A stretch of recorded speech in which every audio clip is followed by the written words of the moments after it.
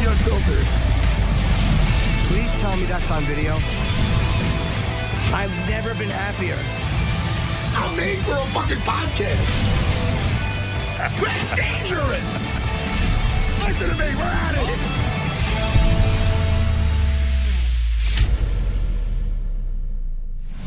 Welcome to UFC Unfiltered. Today, it's hard to imagine this. It's episode 800. 800 episodes. 800 hours together. Isn't that 400 weeks? Could we do 2 a week?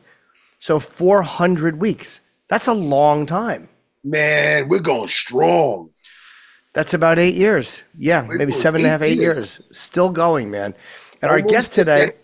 Oh, I'm sorry. Oh, that's okay. I want to put. We have a legend coming in today or calling in. I thought you meant already. Never mind. Go ahead. No. Well, there technically will be 2 legends in, but one is not normally on, and I'm very much looking forward to talking to him. Mark the Hammer Coleman will make his first appearance here on UFC Unfiltered. He's fun. And you're going to let us know when the video is ready. It's not ready to play yet. We have a shout out video. People who are congratulating us, I guess, on 800 episodes. And I've not seen it. I don't know who's in it. I'm flattered already. Well, let's see who they get. And I might be flattered. I heard we have another special guest. If it's Dean Thomas, I'm walking off the show. I'm only kidding. Yeah, they told me it was Dean, but I don't care. That's great. Is it Dean? I will figure it out. That's our special guest? Yeah. No, I love him. I love Dean too. He should just be another co-host. He's always on. I love him. He's always on. But, still. But why make it a surprise then? I don't know. Just because it's fun. They did it last time. Listen, I'm here to have a good time. Me too. Hey, how was your, while we're waiting for that video? My trip, I was working away. It was good. It was very, very busy. It was, I was in Birmingham for in and out briefly. I had to drive 6 hours to Lexington, Kentucky. From Kentucky, I drove to Cincinnati. Jimmy, crazy busy. On that drive, audiobooks, radio. No, silence. Just the silence. It was a little much, but I kind of like just being in my thoughts by myself. Odd. I talk to myself. No. Yeah.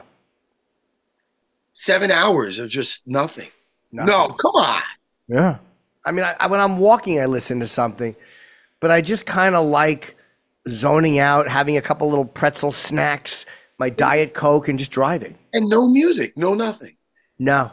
Sometimes I want music, but other times I'm like, I just like the quiet of the drive. It's an overnight drive, and I like the quiet of it. I remember an episode of Curb Your Enthusiasm when they're on the plane, Larry and his, I forgot his friend's name, the heavy guy, Jeff. Oh, Jeff Garland, yeah, Jeff Green in the show. Is it Jeff on the show? It is Jeff, yep. And he's just like, all right, and he's like, oh, I'm just going to sit here. He's like, well, you don't want a magazine? You're not going to read? You're not gonna... Oh, yeah. He's just like, no, I'm good. He's like, what? He's like, that's insane. I don't know. But anyway, that's what it reminds. Yeah, I'm just going to sit here. I was on the train yesterday. I went to Rich Voss's house. He had a barbecue. I think I seen a picture of it. Yes. And I was so tired, Matt. I couldn't drive. I hadn't slept the night before. I flew yesterday. So I was so tired, I was afraid I'd fall asleep driving, so I took New Jersey Transit. But I had some music on, though, a little bit of music. But whenever I put the music on, they make an announcement. I can't hear the announcement. I hate it. All comedians at that place or what? Mostly, yeah. Myself, Voss, Bobby Kelly, our buddy Eric McMahon, a comedian we know for years, and, Keith Robinson. It was a lot of fun. That's nice. It looked like Jim Florentine, yeah. Yeah, he was on the show before. Yeah, I like him. And I also like Robert Whitaker. And how could you not? Wow. He went in there like the predator he said he was going to be. That's right. He's going in there as like the hunter. And it looked like that when he was walking out of the gate. Like he looked different. Yes, his face looked different before he went in. He looked ready for just war. And he never looked better. I mean, from what we've seen, he made short work of it. He was just on point. He was on point. He was the hunter in there for sure. So that I thought that was wild. Another thing, a couple things really quick, just to touch base on, and then we'll talk about it more in detail. I feel bad for Daniel Rodriguez because he even said, you know why? Because that is why there's weight classes. Oh, yes, of course. How many pounds was he over? I don't remember. 186. No, that's allowable. I don't know if that's right, but it says it here on the thing. Jesus, right. I'm thinking what middleweight? Oh, yeah, welterweight. I mean, that's why there's weight classes. So Daniel Rodriguez, and this is not the first time for Kelvin. So no, he's missed a few times. I mean, how do you? And I lie. We really like Kelvin here. Very much. But I feel bad for Daniel Rodriguez. I really do. It takes away from the victory for Kelvin. It does. Can I tell you something, Matt? What? If you and I had been picking these fights, it would have been a bloodbath. I would have lost. I might have won. Let's start from the beginning. Ozdemir knocked out Johnny Walker. Now, Volkan Ozdemir has knockout power. We all know that. But I would have, with 100% certainty, I would have taken Johnny Walker in that fight because he also has knockout power, and he's got such reach, and he's so hard to figure out, and he moves so well. Volkan Ozdemir, strong fundamentals. Yep. Nothing fancy. Yeah. Johnny never got an offense going. No, he seemed a little sluggish, right? He seemed sluggish, and everybody, hey man, props to Volkan, man. Yep. Ozdemir, he was on point.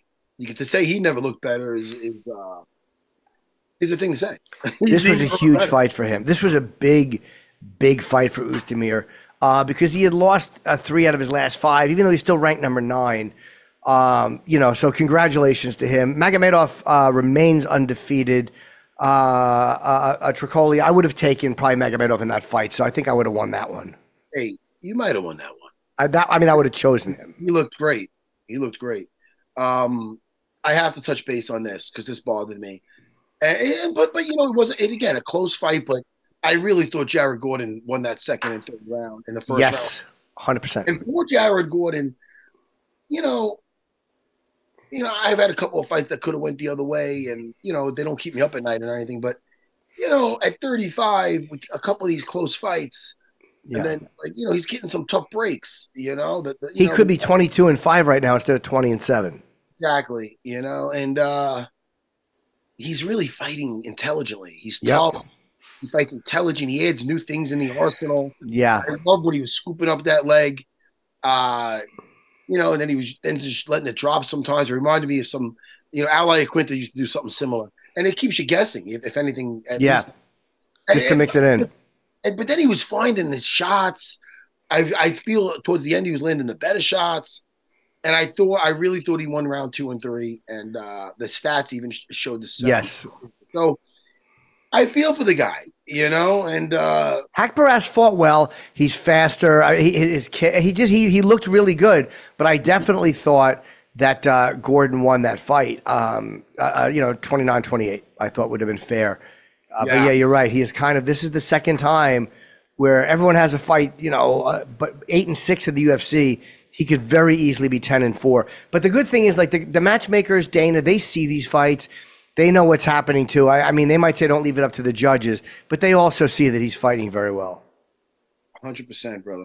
100%. And Rodriguez, I would have taken Rodriguez over Gastelum, so I would have lost that fight. To me, the biggest shock of the night. Talk to me. Co-main event. I was shocked that Volkov, by decision, beat Pavlovich, even though they had sparred together before and they did know each other. But wow, Volkov really, really impressed me. Let's just say that Sergey Pavlovich was not the best sport afterwards. He was a little. Well, I didn't hear what he said after. He went to push him away when Volkov went to be like, hey, we have Volkan. Oh, I didn't see that moment. Okay. But yeah, Volkov went to give him a handshake after or whatever, and he just pushed him away before the thing was read. So I didn't like that. They had a nice fight, and Volkov was superior. But meanwhile, Volkov was having his hair combed in his corner. Was he? Yeah, they did have that. He was combed. What now? Why was it? Does it get in his eyes, or is that like a psycho? That is what they were saying. So I don't think it was a vanity thing. It gets in his eyes. That's what I heard. That's what they're saying. That's what he said. So I believe him. Hey, listen. I don't have hair, so who am I? Yeah, no, I understand, Matt, but it's okay. Hey, is that thing ready to play yet? What are you guys doing? Setting up a? Is there a new? Are you What do special effects? Oh, here it is. Okay, hold on before you play it. This is, I guess, in our 800th episode, and they have some shout outs. He just shares the whole screen. Yo, Unfiltered, you already know what it is. Who would have thought that UFC Unfiltered could get to 800 episodes? Steve-O. 800 episodes, what? 800 episodes? That's like goddamn Sesame Street. Yo, what's up, Jim and Matt? Matt, Jim. Man, congratulations, guys. You guys are awesome. Congratulations on your 800 episode. 800 episodes. Congrats, boys. Of course, this is Steve-O here, very frequent guest on the show. Hey everybody, it's Phoenix. I am a regular on UFC Unfiltered, and it's always an honor and always a party to be on the show. Chris Pontius from Jackass and Wild Boys, and I'm here to say congratulations to Matt and Jim on getting to 800 episodes of UFC Unfiltered. Hey, Matt and Jim, congrats you guys on 800 episodes of UFC Unfiltered. What an incredible milestone. Guys, I always have so much fun chatting up with you about all current things MMA. How the hell y'all get to 800 episodes? Especially you, Jim, with your Grover-looking ass. It's always a good time talking to you guys. I'm always excited when I get an opportunity to hop on there with you guys. One of the freshest, funniest shows in MMA. One of the few shows that I really enjoy doing.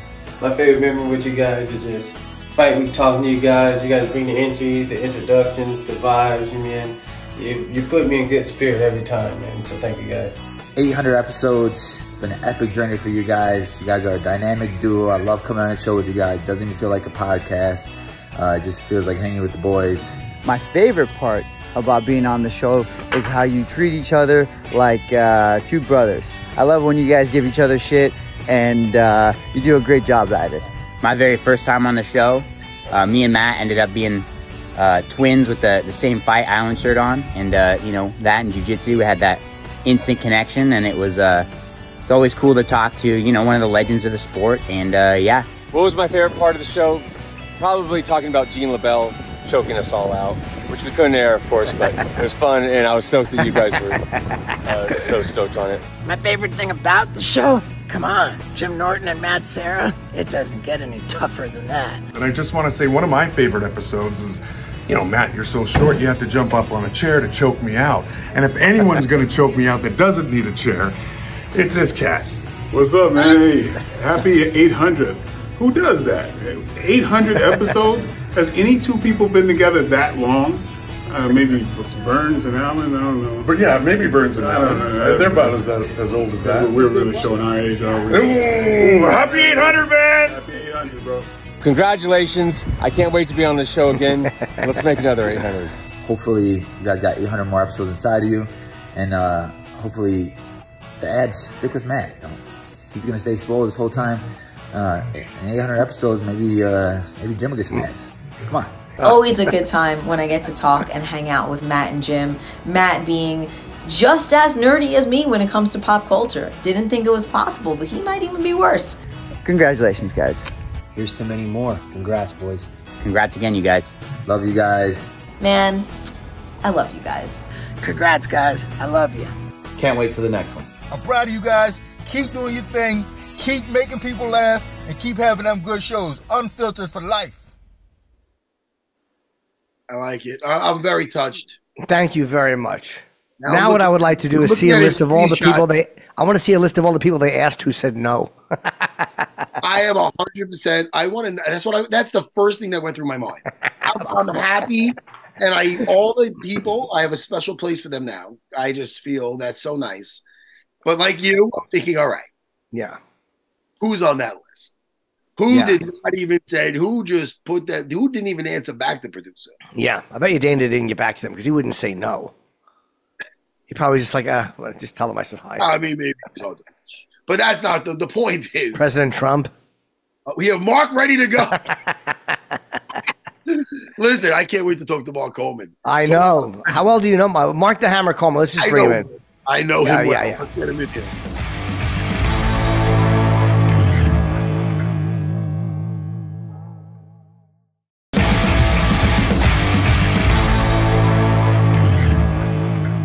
Hello. Hey, now you got you. How you doing, sir? What's up? What's up, guys? How you doing, the legend. What's up, buddy? I'm doing great, man. How are you? I haven't seen you in a while, man. In person, at least. Yeah, been a while. Hey, how about this? I remember I seen you in Atlantic City. I don't know if you remember this. This was ages ago. And you come up to me, and it was in my chubby phase. And you go up to me, you go, you got to be at least 218. And I go, nah, I'm like 205. I was at least 218. The wrestlers know when you're chubby and stuff. They know, and it's better than a scale. And I do remember. Thank you. Hey, by the way, Mark. Oh yeah, brother. Show me yours. Show me yours. Look at this. Come on, man. Still solid. Come on, Jimmy. Still solid. Yes. Jimmy, show me yours, Jimmy. I would, but I'm afraid of moving my mic. All right. Well, hey, Mark, I've been following your Instagram, by the way. Like, you're kind of like, you're getting back into working out and doing all this stuff. What kind of sparked you to start doing that? Because you look great. You look happy. Just, I got sober 3 years, 3 months ago. I got sober, but I hadn't worked out in like 11 years. I walked off the fight scene, and I just completely went the opposite direction.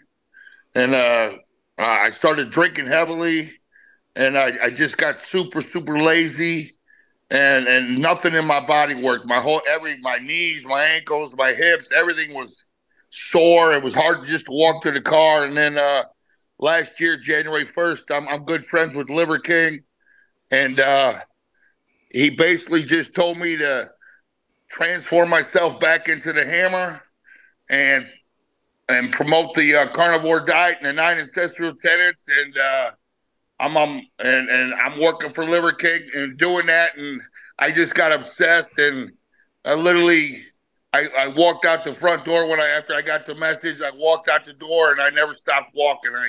I literally put in like marathon days of training. It's been awesome. Did you go ahead, Matt. Sorry. I'm just saying. So, a typical day in the life now. Tell me, how do we start our day? What do we have for breakfast? And then, do you have a typical routine of working out, or you change it up? Yeah, pretty much. I fast every day. I fasted January 1st for a year straight. I fasted every day for like 23 hours, and I would eat for like a couple hours, and then I still do that. I like to earn my food. I like to burn calories, and I like to be starving when it's time to eat. And it's amazing. And I basically just got up, and I'd be getting up at 5 a.m. and started walking. And then I added stuff to my walk, and I just started walking backwards, walking on my toes, walking sideways, walking up hills. And then I got egg weights. I started carrying egg weights in my hands, and I would do shadow boxing. And then I started doing yoga, and I do a couple hours of yoga a day at least, yoga poses, and that just changed everything, man. It's just epic, and I just don't stop. I just don't stop. Did this, because you're such an athlete and you wrestled for so many years and you fought for so many years, does this kind of feel like it's almost like now you're on a schedule again? Like, because you're so good at like calories and weight and obsession with schedule and ritual, does this kind of feel like that's what's helping you do this, or you kind of feel like you have something to work for now? Well, I just need to stay sober. You got to be busy. I got sober, and you got to stay super busy, and I couldn't be busy enough. And I kept finding ways to stay busy and active. But then when I added exercise, I'm always busy, and I always look forward to doing more. And I just love to be sore. I love the pain. I love the growth that I get. And I'm just addicted to it. I'm just heavily addicted to it. I can't do without it. And you know what's addicting too is when people see that you lost a few pounds or whatever, you get addicted to the compliments too. People going like, wow, you look good, you lost weight. Like all of a sudden the results are showing, and that gets to be addicting. Well, sure. People talk to you differently. People, when you get in shape and you do exercise, you look good, feel good. People treat you differently in this world. And true. It's true. It's very true. I know that because Mark, you've seen me as a fat guy. It is true. You do get a different. You get people. Oh, you look good. It's a weird. Doesn't matter where you are, the status you have. You could be a millionaire. If you're a slob, you're like, oh, that guy has money, but he's a slob. Like, you know what I mean? So yep. Your health is the most important thing. Yeah, health is my wealth, and I love to look good. I love to feel good, earn my food, and it's just it's a way of life for me. And I feel healthy. I feel great. I have energy. All the pain in my body is gone. I mean, literally all of it. I have my knees don't hurt. My ankles don't hurt. My shoulders were a mess. I couldn't even use my shoulders. I could throw every punch combination there is right now with zero pain. My hips are doing great. Finally, I had 4 surgeries this year on my hip alone. It got infected real bad. So I went through like 5-6 months of some tough times, but I enjoyed every second of it because every day I could just feel it healing up and getting better. And now it's close to 100%. And being sober is such a life-changing. Was being sober, like, did you just start drinking after you quit fighting, or had it been one of those things where you had managed it before or tried to control it before? Well, you know, I think I was an alcoholic my whole life, but I was able to manage it my whole life because of athletics and sports, because you can't do both and be good. So I was able to keep it in the back burner for most of my life. All through wrestling, I tried to become an Olympic gold medalist, so I didn't drink during those years. But I had a problem, but I just was able to control it totally. And then I lost at the Olympics in '92. I took 7th, and it really mentally shook me up because I planned on winning them. And then I took I stayed off the wrestling match. I was going to take a long time off just to continue getting in the weight room and letting a lot of injuries heal and then getting strong. I had to get real strong, but it turned out it went from like 1 year to 3 years. I stayed off the wrestling match. I never missed a weight training session, so I was getting super strong, but I just couldn't. I just had enough of wrestling, and I just couldn't kick it back in gear. And then finally the UFC started in '93, '94. I watched the first one, and I immediately knew that this is what I was going to do. This is going to be my life. And it gave me so much hope, but I wasn't able to pull away from the drugs and alcohol. It wasn't as easy as I thought, but then finally, you know, I got an offer. I tried out for the '96 Olympic trials. I beat Kurt Angle in 1995. Sarah, I hadn't trained in 3 years, and the Team Foxcatcher told me I needed to get back in action or they're going to stop sending me my monthly check. So I was living off that monthly check, and then so I entered a tournament in Arizona, Sunkist Opens tournament, and Kurt Angle was he was there. He was the guy he was my training partner in '92. I used to throw him around pretty good, getting ready for my show. I was always a little bigger than him. And then I showed up at this tournament, and Kurt Angle was losing to Mark Kerr. He was number 2 in America to Mark Kerr. And then I showed up at this tournament, and I basically, with no training, I ragdowed him. I only beat him 2-0, but I manhandled him. He couldn't do nothing with me. And so I went back to, you know, he wins the world championships 8 months later. Kurt Angle wins the world championships. Well, after I beat him, I went back to Columbus, and I could have just stayed right on the gas pedal and probably came back and hopefully won the world title that year myself, but I just couldn't do it, man. I was too into having fun and partying. I did show up at the trials, and Kurt Angle was like 10 pounds heavier. In 6 months, he had gained 10 pounds of muscle. And I'm not making any accusations or anything, but I don't know how he gained 10 pounds of muscle. He didn't get a point scored on him the whole tournament. He beat Mark Kerr, and he went on to win the world championships that year, and then he won the Olympics the following year. But I went to the '96 Olympic trials to try out, but I hadn't trained. I hadn't put in any time.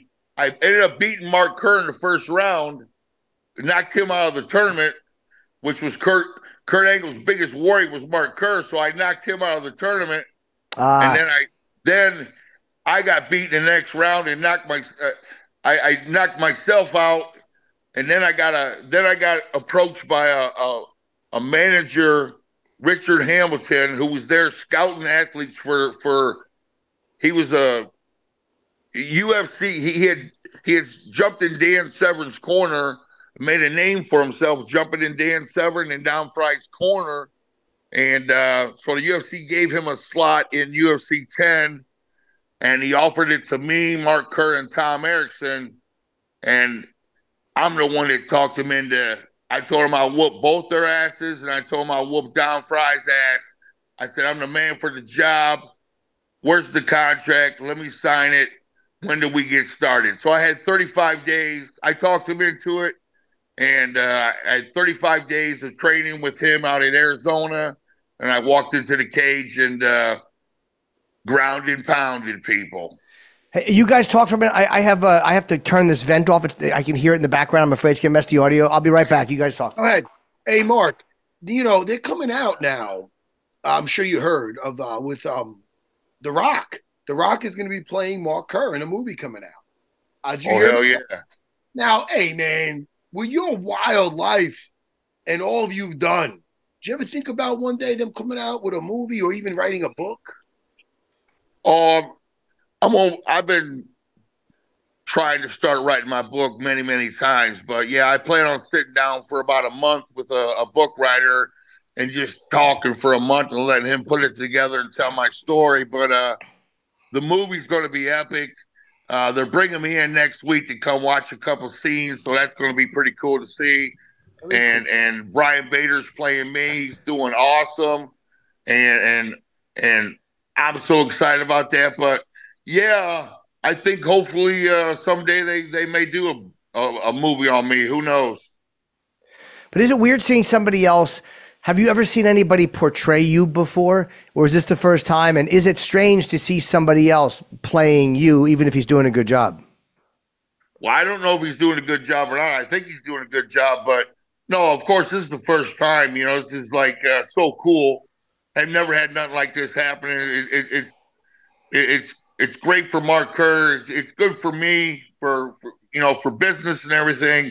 I was thinking they were going to bring me in and try to, educate Ryan Bader on how Mark Coleman acted and stuff, but for some reason they got their own plans on how to have him characterize or portray me. So it's on them.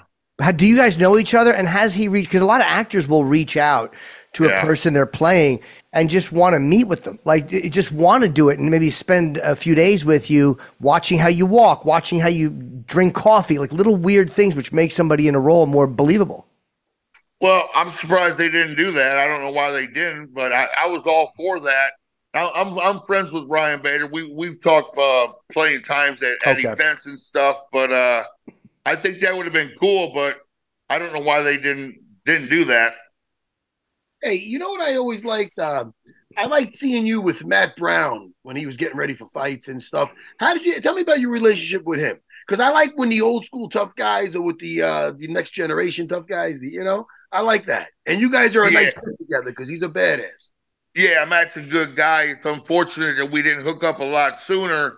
When I first got into UFC, he was a young kid living in Columbus, and then we met back then when he first started, but I was all about teaching wrestling and he was all about Muay Thai, so we got together a couple times and they started showing me some Muay Thai stuff, and I just grabbed him and threw him down and said, let's go.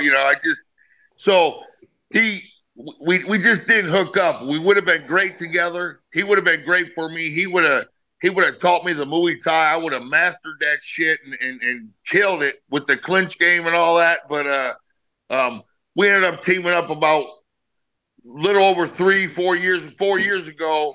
It's when I was drinking heavily. And he reached out and contacted me and asked me if I wanted to come in and just bring a little excitement in the gym and possibly work with him before his next fight. And we just hit it off immediately, and that was a good start to helping me get sober because I got sober soon after that, and it was just for me that was a lifesaver. I had to find something to do. I had to stay busy, and I was so addicted to going to the gym, not training myself. I was out of shape, just going in there coaching and yelling and screaming. But that held me over. But then that turned into me finally getting off my ass and starting to train. So that became my addiction. That ignited the fire. Yeah. And I love nothing I like more than fucking coaching guys and trying to, get the best out of them. It's tough because, these guys just very, very few know what it actually takes and are willing to do what it takes. It's Matt Serra knows how hard it is, but guys think they're working hard. Guys think they're doing everything, and they're not even coming close. So I kind of have gotten away from. I still go to Matt Brown's gym and train some guys, and I got a few guys in there I like working with. But if they don't appreciate it, it just ain't worth it. So I'll help the guys that appreciate it, but guys that think they're all in, they're not all in. 100%. The guys that think they know it all, they know best. You're telling them one thing. Well, what about this? You know what? Too many cooks in the kitchen. Go do your thing. The other, that's what I do. I see a few that I get attached to, and I'm like, all right, these are good kids. I'm going to give them my time. Because if they don't realize, listen, with you, it's that to have you there in shape, out of shape, it's even better in shape, but the knowledge you have, the highs you felt, the lows, everything in between, all you've been through, that knowledge, to have that and not take advantage of it, it's very ignorant. Yeah. Well, yeah, I do consider myself one hell of a coach, one of the best in the world. I feel like I can get the most out of anybody, but if I'm going to coach you, you have to do it my way. And if you don't want to do it my way, then I don't want to coach you. And my way is not fun. Fighting's fucking brutal. Sometimes you got to get brutal. Brutal. You had you got to prepare for death, man. It's all about cardio. You got to get cardio's got to be so hard it's sick. That's the big. Hey, listen. As a guy that's been in there, I never was like, oh man, I'm afraid of getting hurt. But I would always be afraid of getting tired. I would make sure that's not an issue. That's a fact. That's everybody. That's all I was afraid of, was getting tired. And if I didn't get tired, I won. And the only way, and I got ripped on my cardio quite a bit, but it was only because I didn't prepare. When I did do the work, I prepared for the big ones, and then I prepared for the big ones, and I was a journeyman. I was an alcoholic. My wrestling career, I was good, but then the whole fighting career was hampered by drugs and alcohol. I couldn't control it, and I put it together for the Grand Prix, the UFC 12, the big ones I put together, and then I just kind of journeymaned it. Yeah, I was watching recently, actually, you and Don Frye, I think it was UFC 10, and there was a moment in the first, it was like 7 minutes into the round, and you guys finally stood up, and you both just kind of stood there with your hands on your knees for a minute, looking at each other, like you were both so exhausted. And I was like, I guess because the rounds are not 5 minutes either back then. So that exhaustion. Well, at least he felt it too. No, that was like I said, I hadn't trained in years, and I had 35 days after. I wrestled the Olympic trials, but I was out of shape, man. I was able to get through 5 minutes. I was able to stall and get through it. But then I had 35 days, so it was not enough for UFC 10. I would give myself maybe a B- on cardio at the best, maybe a C, but it was enough. It was enough to beat Don Frye, thank God. And I wanted to ask you too. I know you've talked about it, but you've had an amazing year. I mean, you did something that was life-changing, obviously, with your family. Like everyone, the word hero is thrown around, but in this case, it really does. It's a legit a term. And, you know, the fact that you were sober and you woke up and you did, can you imagine if that had happened when you weren't sober, you were passed out and couldn't get up? I mean, there's just a lot to be grateful for. No, getting sober changed my life for sure. I saved my life. I got help. I checked into rehab. I checked into rehab for 5 months, and Mark Coleman shut up and listened for once in his life. I was uncoachable. I was called uncoachable by everybody. I did things my way, and I did it.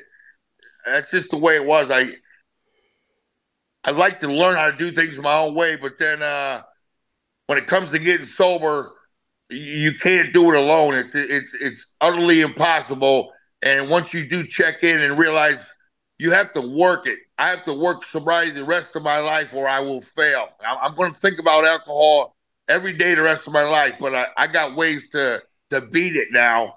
And life is good, but I had to learn, change, and now I have to give back.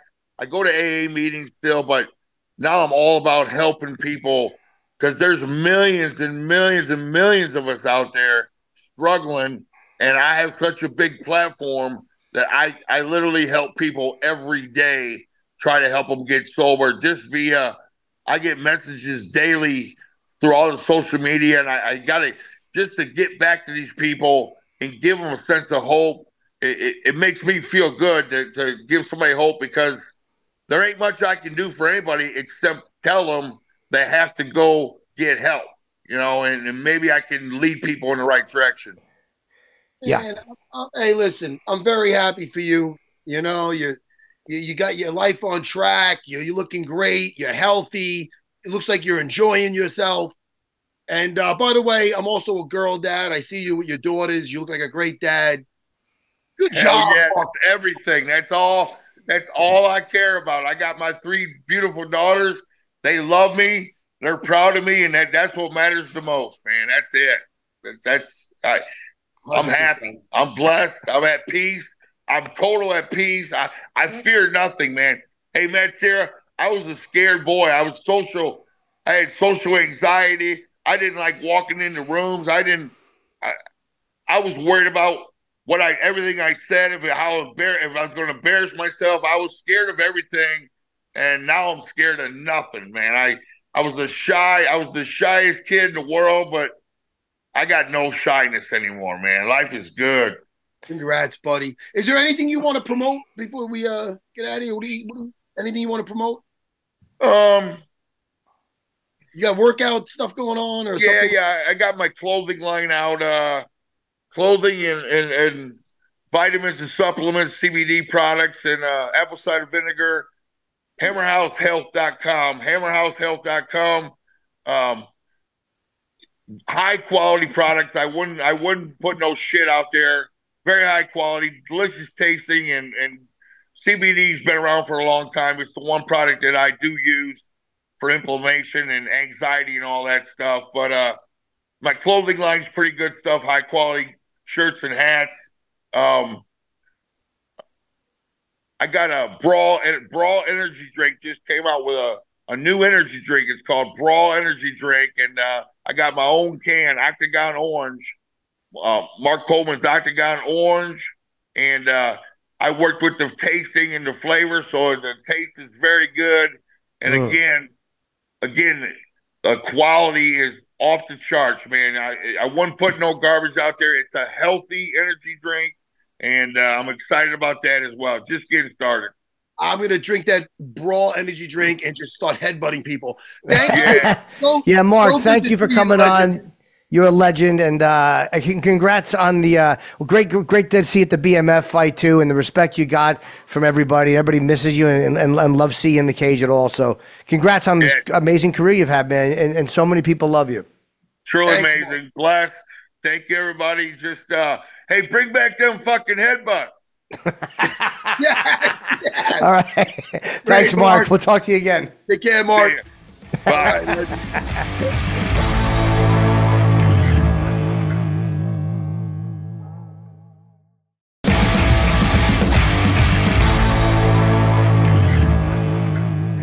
was fun. Imagine, but you imagine having that fucking giant house of a person headbutt you, Mark Coleman. How fucking awful that must be. Oh.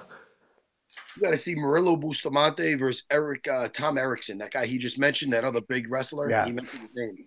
That was a great fight. They fought for 45 minutes. It was wow, I don't remember that. It was another organization, but it was fantastic. That Murillo Bustamante, feet in the hips. Oh, we have our other guest, the surprise guest. I did not see the. He didn't tell me. He gave 2 thumbs up before. That's why I tried to let you know. Oh, I didn't see it. Did you? Oh, okay. I'm sorry. I didn't. He didn't. Fucking bifocal. Oh, he's giving thumbs up. 2:39. So we're 5 minutes late. I didn't see the message. All right. Well, let's bring in our next surprise guest. Surprise guest. And my apologies for making them wait. I didn't see the signal. I saw the. It was like the bat signal. Oh yeah. Okay. All right. Well, we'll bring in our Batman. What's that? I said I'm Batman. Yeah. That would be my voice. I wouldn't do it as Batman. You wouldn't do it like a little kid. I'm Batman, like Christian Bale did. I'm Batman. He did like that. Like it was. I'm Batman. I know. Stuff like that. And just so you know, I have to finish right around 3 because I have a table being delivered, a living room table, and they might come.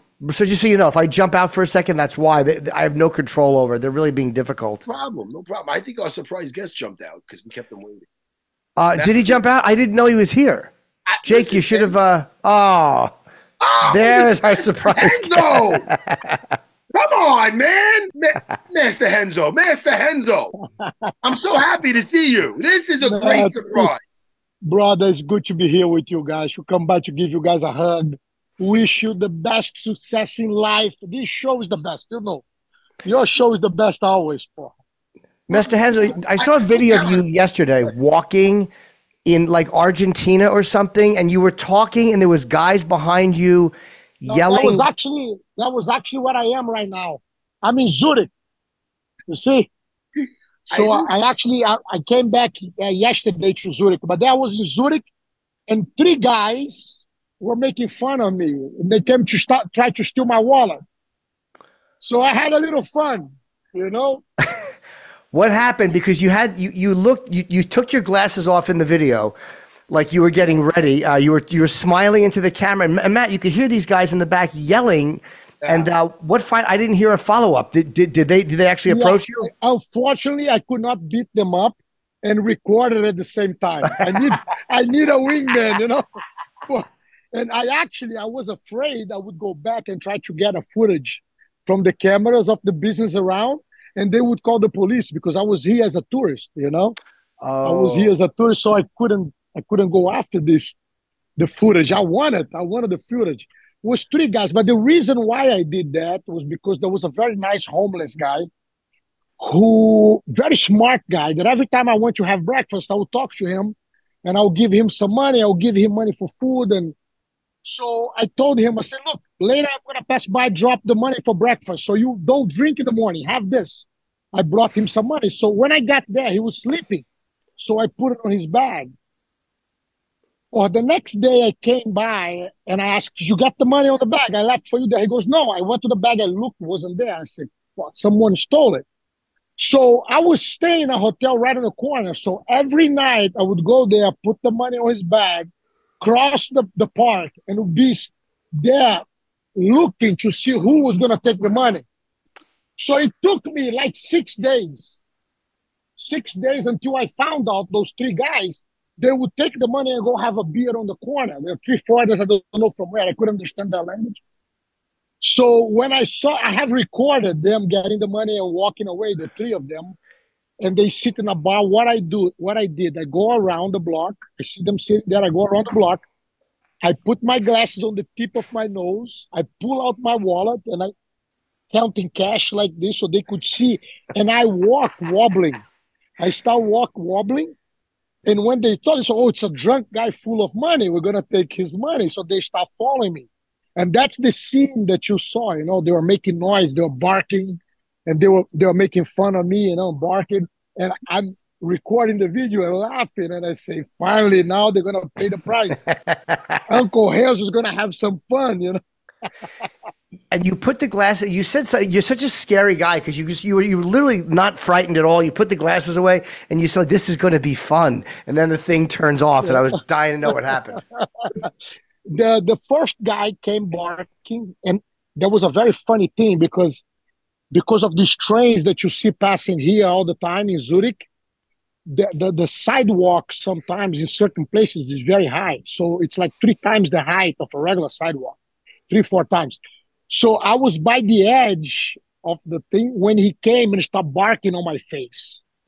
Wow! When he barked, I elbowed him straight. He passed out standing and he fell on his face on the street. And I remember the whole skin peeled off his face. Then I got in a fight with the other 2, you know. There was a little chubby one. I kicked him in the stomach. He bended. I got him in a 10-finger guillotine.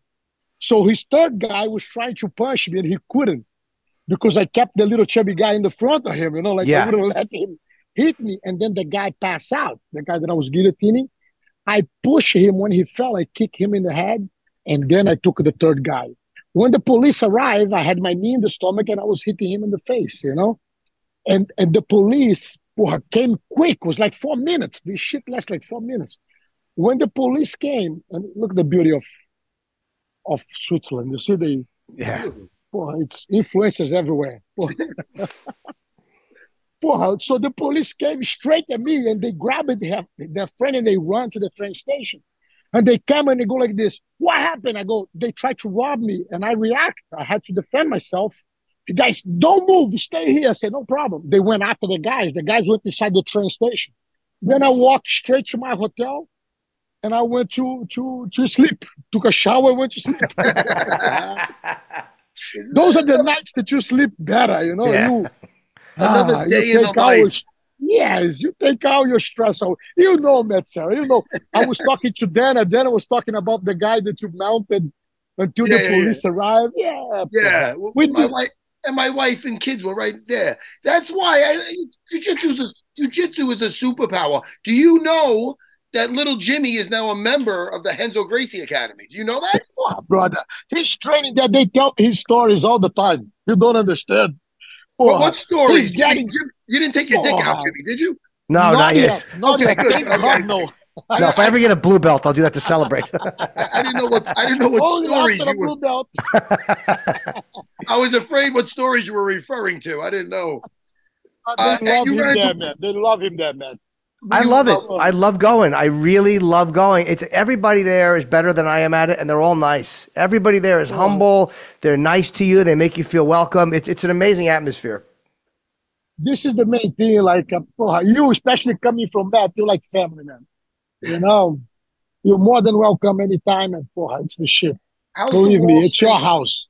How's the Wall Street Academy going? Last time it's killing. It's loaded now. It's a lot of people, a lot of kids, you know. The one on the Upper West Side is killing. Love it. It's going crazy. And the one the one in Brooklyn too is making a killing. Nika is working there. It's shining. And there was one doing very well. There was 14th Street between 5 and 6. We had to close because the guy was able to sell his building. And he asked me, Renzo, please, I give your money back. I need to sell this because I'll be able to make a lot of money. I say, my brother, I'm on your side. This is your property. And I thank you for letting me use it, you know. So he paid me back and he sold the place. So we just moved it 2 days ago. 2 days ago, we out of there. And also you guys are opening a new one. I apologize. Matt, you and Master Renzo talk. I'm getting a call from these delivery people. I apologize. I know he's getting a living room thing put in. No, they're delivering something. I told them not till after 3. What are you doing now? Where are you? Yes. I'm doing an interview with you. This guy comes to stop us. Look.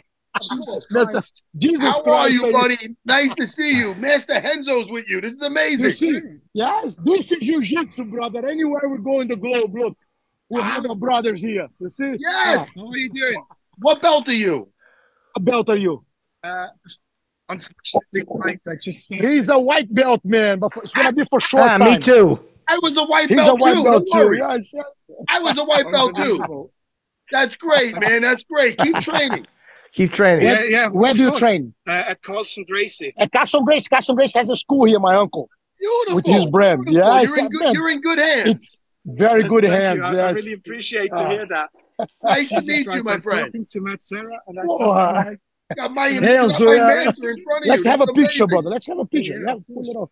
Pleasure, Paul. Let me get a picture of this guy, man. Of course. Pleasure, man. Of course. Ai, meu Deus, eu nunca... He speaks Portuguese better than me. Portuguese. From Portugal. All over the world, they know who Master Renzo is. Yeah. All over the world. Come on, brother. This is beautiful. É prazer, irmão. This is beautiful. Everybody will be so jealous when I tell them that I had a phone call with Matt Serra and I met Renzo Gracie. Thank you. Say thank you, brother.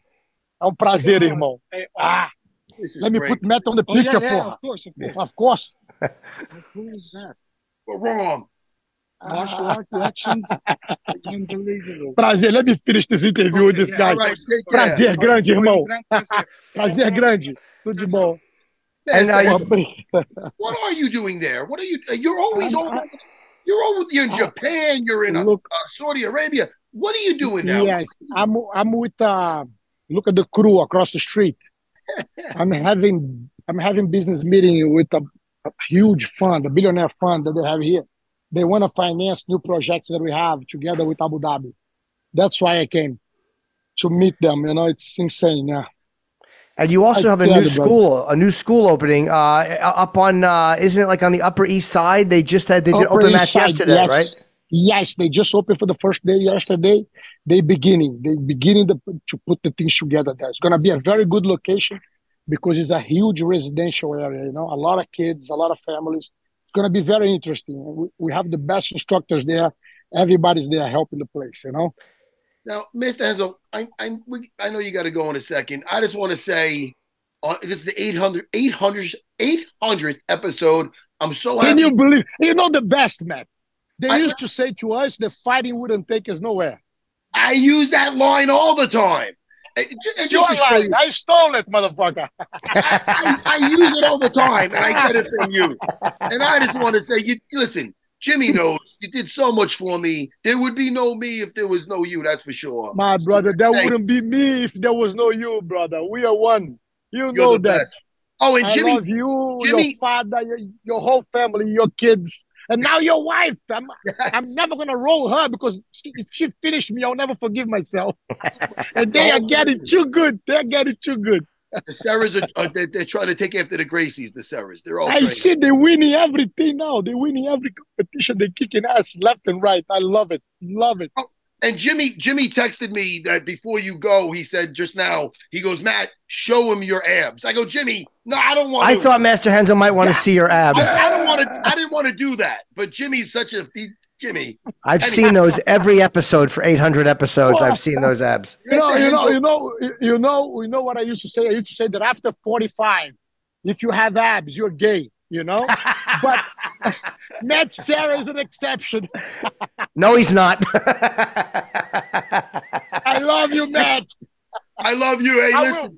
I'm going to start training now. I want to do one more fight just for the fun. And I will have abs like that too, brother. Just to provoke them. Just to show them wrong. When you're back in town, please hit me up and let's get together. I will, brother. I'll come to give you a hug. Send my love to your family, to everyone. I miss all of them. I miss all of you guys, bro. Okay? Love you, thank you Whatever so much. you need. If you need to set something on fire, to explode something, to break something, you just call me. You know. There's no questions asked. Same here. Same here. You need someone to come in with a flying kick. I know. You just let me know. I'm gonna tell him about that. That's a fucking classic. Hey, listen, I need to get rid of the body. I'm calling you, Master Renzo. Please, thank you very much. I'll be pissed at you because I hate dig, but I would just be pissed right before I grab the shovel. So don't worry about it. I'll dig. Renzo, thank you. Thank you for coming on. Thank you, guys. Thank you so much. No more. I'm sharp, people. I'm behaving. Love you guys. Thank you, sir, for coming. Renzo. Thank you, Matt.